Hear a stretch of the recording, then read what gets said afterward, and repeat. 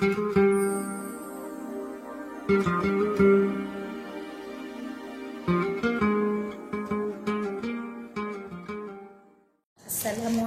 warahmatullahi ta'ala wabarakatuh. Apa khabar semua anak-anak yang Ustazah sayang? Ustazah harap semua dalam keadaan baik, semua dalam keadaan ceria, bersama keluarga yang tercinta. InsyaAllah hari ini kita akan meneruskan lagi sesi pembelajaran PDPR kita secara online. Baik, untuk tanpa membuang masa, kita masuk untuk tajuk subjek pelajaran bahasa Arab hari ini, bahasa Arab tahun 6. Semua anak-anak dah dapat buku teks kan? Okey, jadi Ustazah nak semua murid boleh rujuk ke dalam buku teks hari ini, buku teks tahun 6. Okey, muka surat 17. Okey, dah sedia dengan buku teks masing-masing. Okey, baik. Okey, semua boleh tengok muka surat 17. Okey, hari ni kita masuk untuk terus tajuk yang keempat, Ad-Darsul Rabi', iaitu pelajaran yang keempat. Untuk tajuk yang ketiga, Ad-Darsul Salis adalah petikan, Al-Qissatul Muhtarah, kita tinggal dulu, sebabnya petikan ni Ustazah akan ajar di akhir, baik, kita masuk untuk pelajaran yang keempat, iaitu tasriful af'al adalah tasrif fi'il. Tasrif fi'il ni dia terbahagi kepada tiga, iaitu tasrif fi'il madi, tasrif fi'il mudhari', dan yang ketiga adalah tasrif fi'il amar. Okey, hari ni kita masuk untuk isi yang pertama, iaitu tasriful af'al, tasrif fi'il madi, iaitu adalah huraian fi'il madi. Okey, untuk tasrif fi'il madi, dia berkaitan dengan ad-dhamair, dhamir-dhamir yang mana kamu dah belajar semasa di tahun 5. Dhamir terbahagi kepada 5, iaitu yang pertama adalah dhamirul ghaib, yang kedua dhamirul ghaibah, yang ketiga dhamirul mukhatab, yang keempat dhamirul mukhatabah, dan yang terakhir adalah dhamirul mutakallim. Okey, semua Ustazah rasa semua murid-murid dah tahu, sebabnya dhamir ni adalah tajuk pelajaran darjah 5, dan apabila tasrif fi'il, sama ada tasrif fi'il madi ataupun tasrif fi'il mudhari ataupun tasrif fi'il amar, adalah berkait rapat dengan dhamir. Okey, jadi hari ni kita terus masuk untuk dhamir yang pertama, iaitu dhamirul ghaib. Yang mana dhamirul ghaib ni digunakan untuk muzakkar, untuk lelaki sahaja. Yang mana untuk menunjukkan bilangan mufrad seorang lelaki, kita gunakan dhamirnya ialah huwa, dia. Dan musanna untuk dua orang lelaki, dhamir dia adalah huma, dia 2 orang lelaki. Dan jamak, untuk ramai 3 orang ataupun lebih adalah dhamir hum. Okey, contoh dekat sini, fi'il dia adalah kalimah fa'ala. Fa'ala, telah buat atau telah melakukan. Okey, contoh di sini, fi'il dia adalah fa'ala. Okey, huwa fa'ala. Biasanya kalau huwa ni untuk mufrad muzakkar, kalimah-kalimah fi'ilnya terdiri daripada 3 huruf. Fa'ala, syariba, jalasa, kataba, qara'a, nazala, dan sebagainya. Yang mana tadi Ustazah kata kebanyakan fi'ilnya akan bermula dengan 3 huruf, ejaan yang mengandungi 3 huruf. Okey, huwa fa'ala. Okey, huma untuk 2 orang muzakkar, fa'ala kita tambah huruf alif di belakangnya. Kalau tadi untuk huwa seorang tak perlu tambah apa-apa. Kalimah asal saja yang mana tadi Ustazah kata, kebiasaannya ejaannya ada 3 huruf.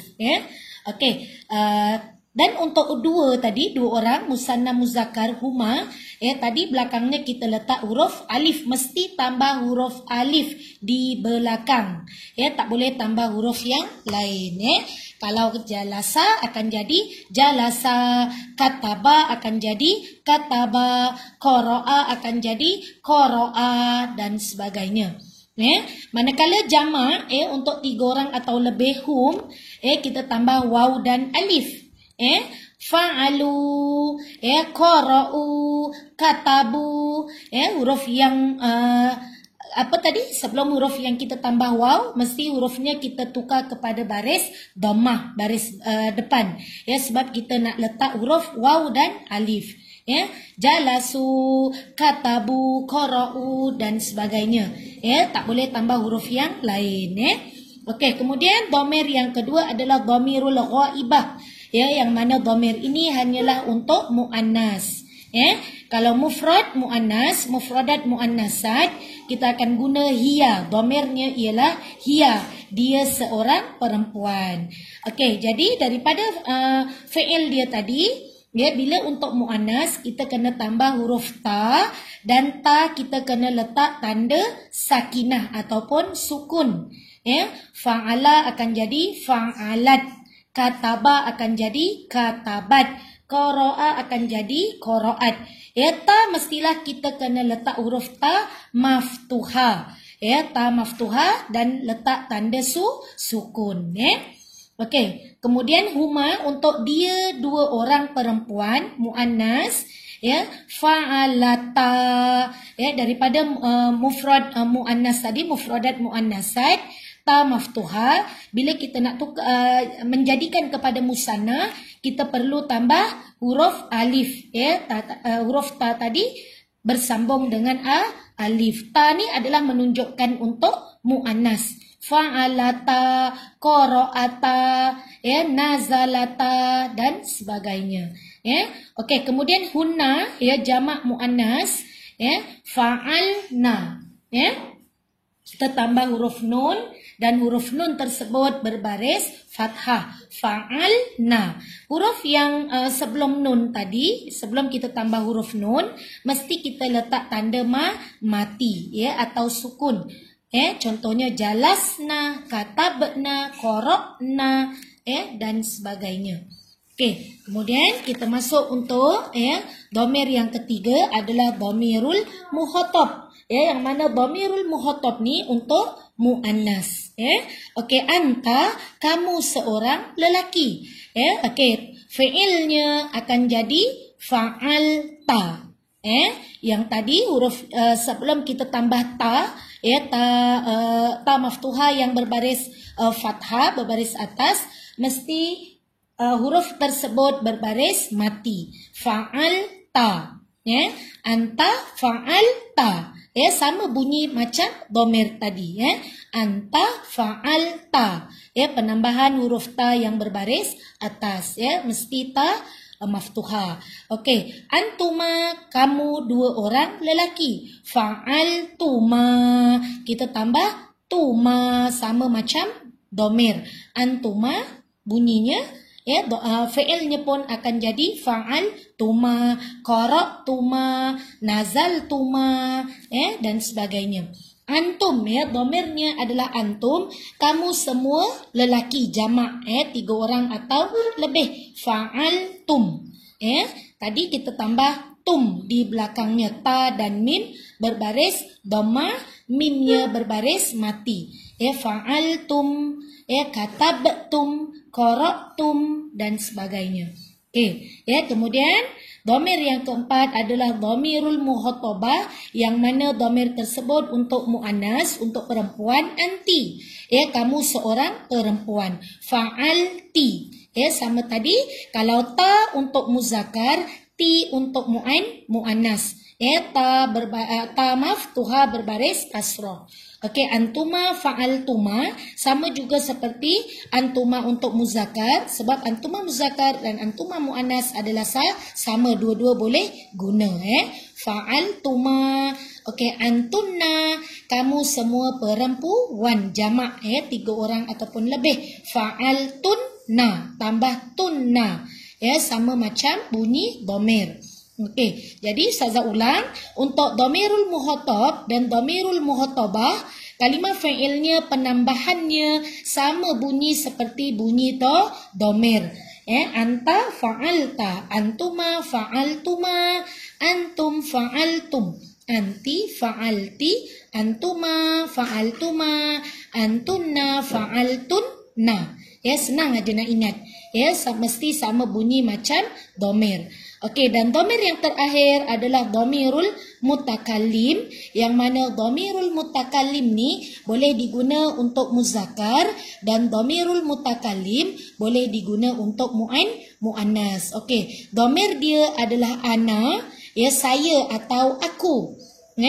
Okey, fi'il dia adalah fa'al, kita tambah huruf ta maftuhah, tetapi ta maftuhahnya berbaris dhammah, berbaris depan, sebab tu adalah menunjukkan saya, ya, tu adalah menunjukkan saya atau aku. Fa'al tu, saya telah buat atau saya telah melakukan.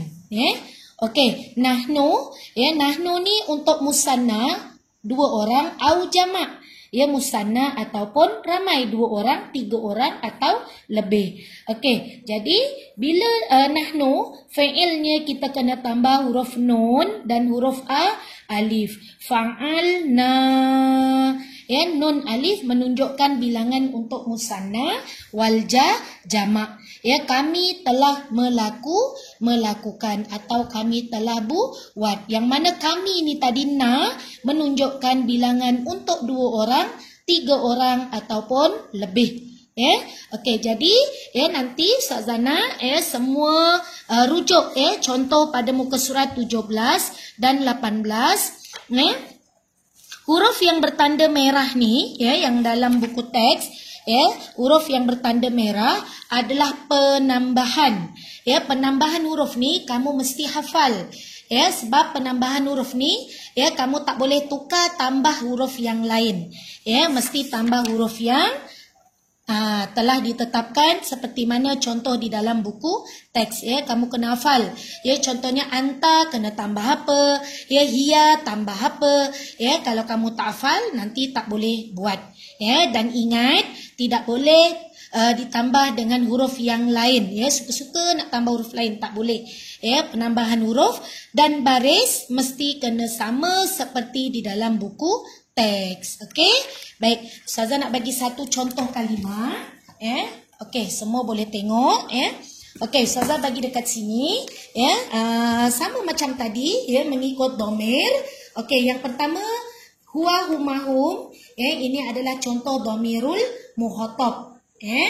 Okey, domirul ghaib, yang mana untuk muzakkar. Okey, yang kedua domirul ghaibah, hiya, huma, hunna. Dan yang ketiga anta, antuma, antum, domirul muhatab untuk muzakkar. Dan seterusnya anti, antuma, antuna, domirul muhatabah untuk muannas. Dan yang terakhir adalah ana dan nahnu, domirul mutakallim lil muzakkar wal muannas. Okey, Ustazah bagi contoh dekat sini adalah kalimah fi'il jalasa. Apa makna jalasa? Jalasa adalah telah duduk. Fi'il yang telah berlaku. Telah duduk. Huwa, dia seorang lelaki. Jalasa, telah duduk. Dia seorang lelaki telah duduk. Fi'il dia adalah jalasa. Yang mana tadi Ustazah kata, kebanyakan tasrif fi'il madi untuk huwa, kalimah yang fi'il terdiri daripada 3 huruf. 3 huruf, tak ada penambahan apa-apa. Jalasa, huma, jalasa, tambah alif di belakang. Hum, jalasu, tambah huruf waw dan alif. Huruf yang kedua akhir mesti berbaris dhammah. Okey, hiya, kamu seorang perempuan. Dia seorang perempuan, hiya. Hiya jalasat. Ta maftuha berbaris mati.